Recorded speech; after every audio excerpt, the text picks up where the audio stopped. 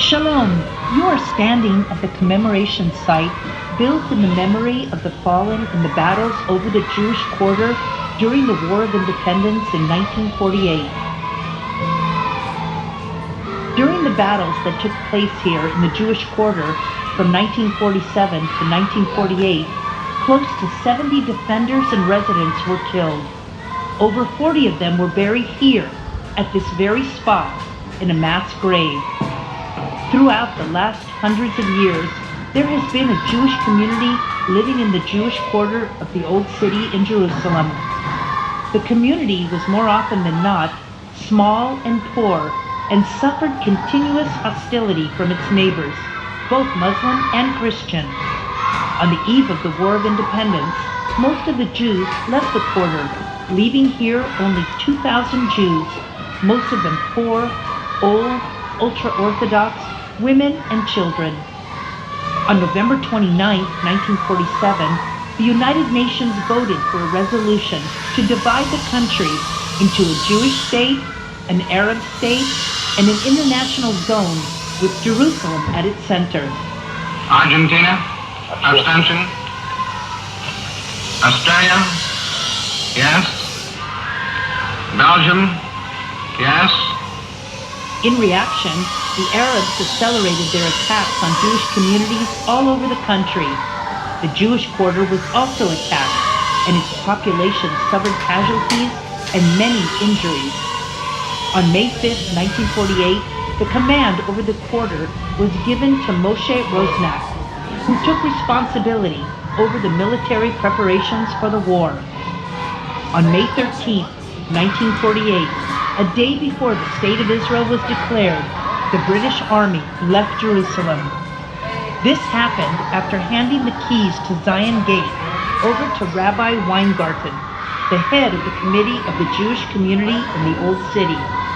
Immediately after, a military operation was launched, with the defenders of the quarter taking hold of the strategic strongholds in the area, including Zion Gate, which was the only supply road into and out of the quarter. The Arabs, however, began a massive attack, entering the quarter from both the east and the north passages, striking the defenders of Zion Gate.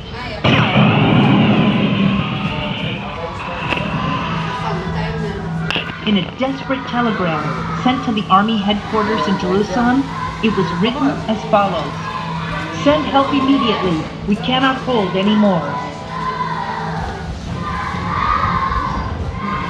During the night between the 18th and 19th of May, a Palmach force was able to break through Zion Gate and reach the defenders of the quarter. The relief among the Jewish residents was enormous. Listen to a line from the Palmach anthem.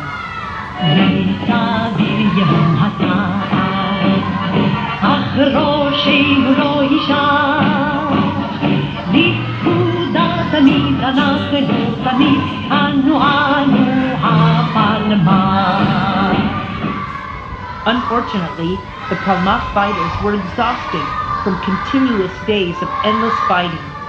When it was understood there was no force to replace them to guard the quarter, they left, and Zion Gate was captured by a force from the Jordanian Legion.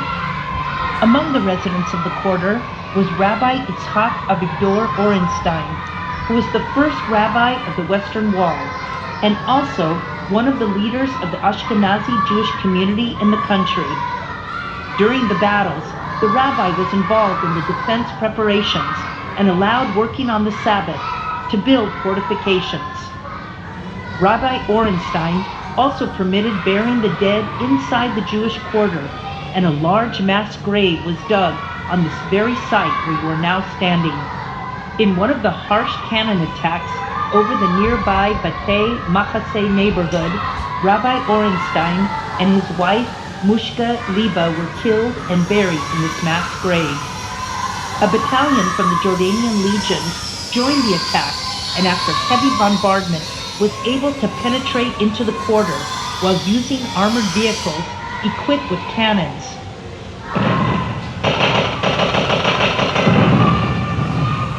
The battalion took control of strategic buildings, blowing up Jewish homes that stood in the way.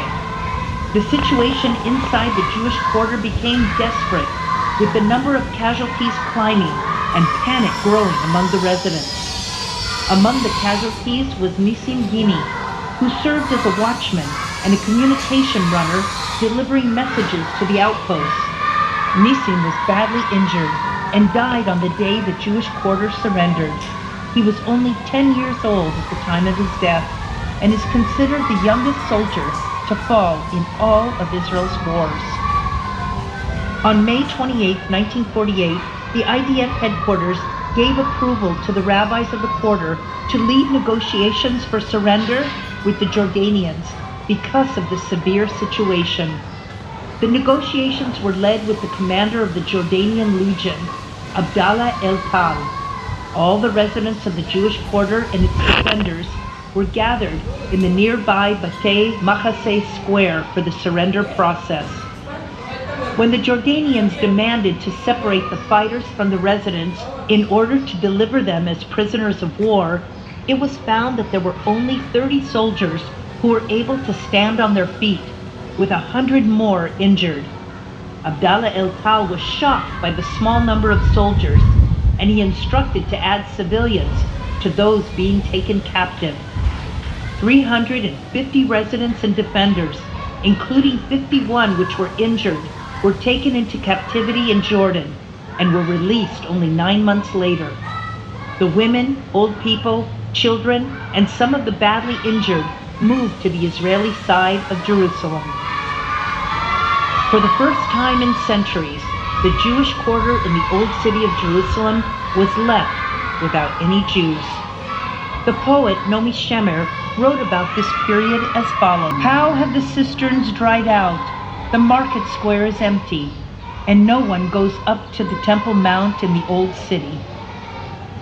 Abdallah el-Tal wrote in his memories, "It was found that the extremist Jews showed much objection and are good in defense.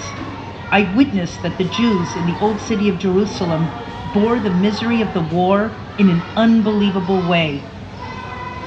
19 years later, in the Six-Day War in 1967, Israel freed East Jerusalem and returned to the old city. Naomi Shemer rewrote her song as follows: "Turn to the market, the cistern and the square. The shofar calls on the Temple Mount in the old city." Immediately after the war, in a full state ceremony, the remains of the fallen were moved from their burial site here for eternal rest on the Mount of Olives. May the memory of the fallen in the war over the Jewish quarter be blessed.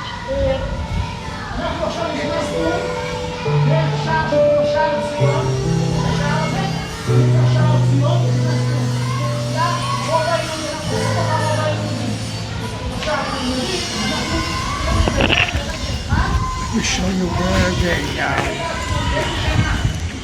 Jews surrendered.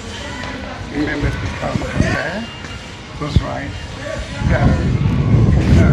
Taken to Jordan. And here we are again. What you heard in the background, it wasn't part of the record message. It's part of those children, Hasidic children that are actually praying now. Beautiful, isn't it?